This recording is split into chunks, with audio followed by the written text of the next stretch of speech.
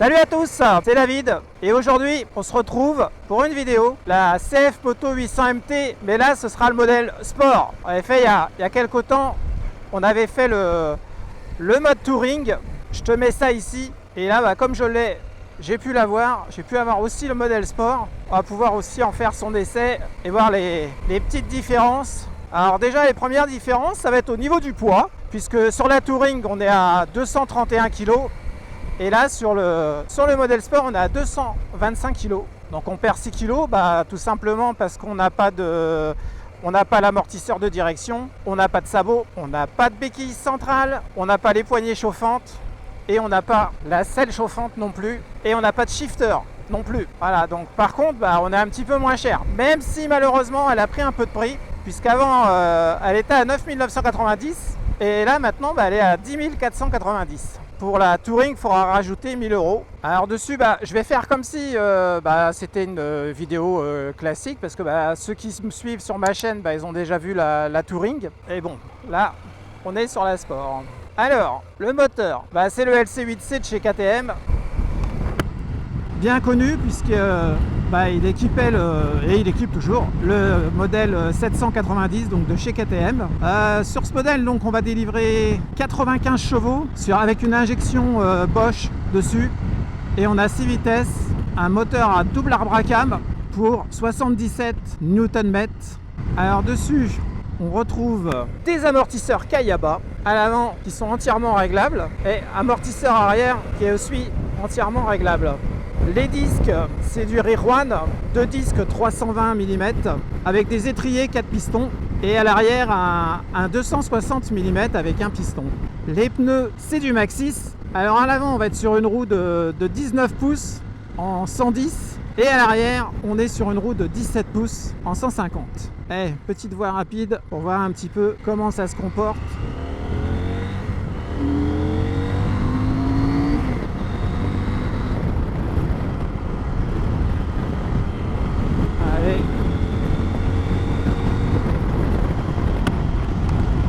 Alors,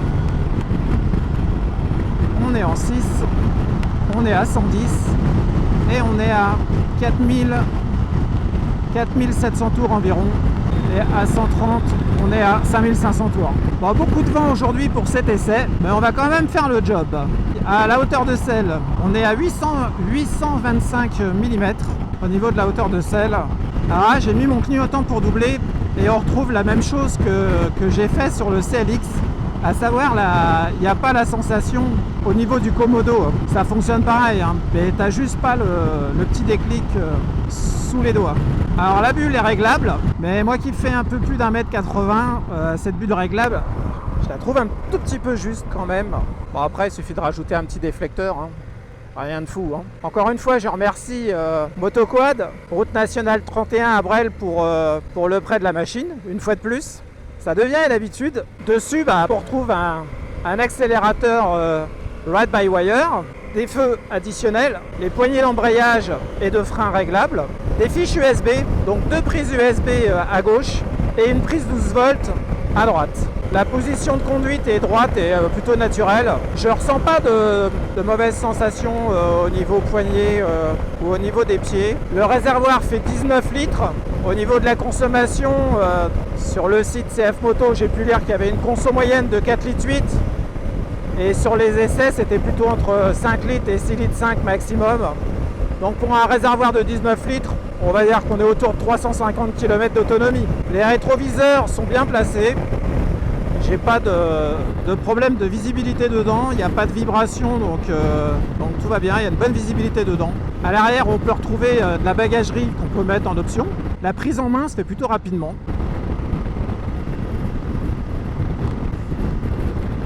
Là, tu vois, non pas que je t'avais oublié, mais j'étais en train de kiffer la bécane, en fait, en train de rouler. Et du coup, je disais, j'étais en train de plus rien dire, en fait. J'étais juste en train de profiter de ce moment présent, quoi. On a des réglages qui sont là. On a le mode sport ou le mode pluie.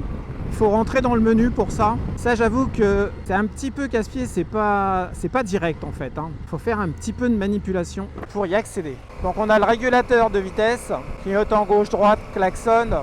les feux additionnels à l'avant et les boutons de mode pour rentrer dans le menu. Alors au niveau du tableau de bord, donc comme on peut voir, trip A, trip B, la température extérieure, l'heure, la température du moteur, le rapport de vitesse engagé, la vitesse, combien il me reste d'autonomie. À droite c'est assez classique, hein. Démarrage moteur, coupure moteur et warning.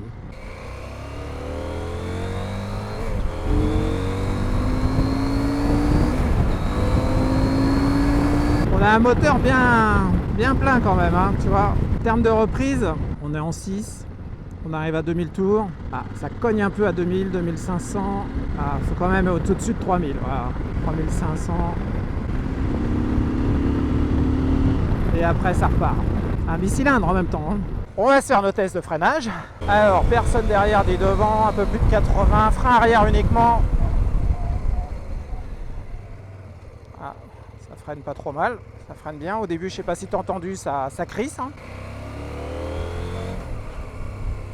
Allez, on va se faire que l'avant. Derrière personne, bien sûr. Hop. Oula, ouais.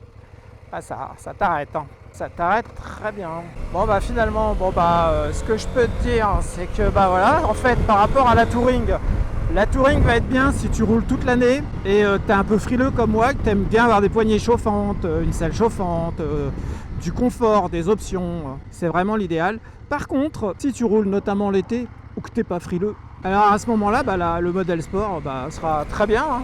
Il est moins cher, il est moins lourd. Voilà, je tenais à le faire. Alors ça me fait un peu bizarre parce que j'ai l'impression d'avoir déjà fait cet essai vu que j'ai fait la Touring. Si te manque des informations à regarder sur le modèle que j'ai fait en Touring, parce que la petite sensation de refaire un peu le même essai que j'ai déjà fait. Et du coup, je t'avoue, il faut être clair, j'y suis un petit peu moins.